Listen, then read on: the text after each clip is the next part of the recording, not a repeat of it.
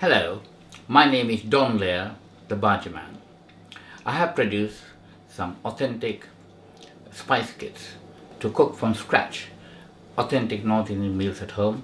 My product is special because I've brought out a spice kit with all the relevant spices and herbs in different sachets to bring the authenticity of North Indian cooking.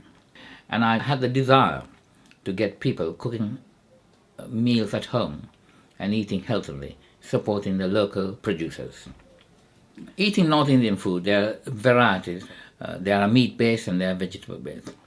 So Bargerman created a range of things, like the Bombay potatoes, aloo gobi, which is potato and cauliflower, lentil dal, which is very good for you and it's very tasty.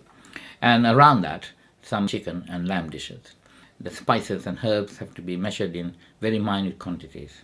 So that's the key to the tastes, the smells, and the balances of my spice kit.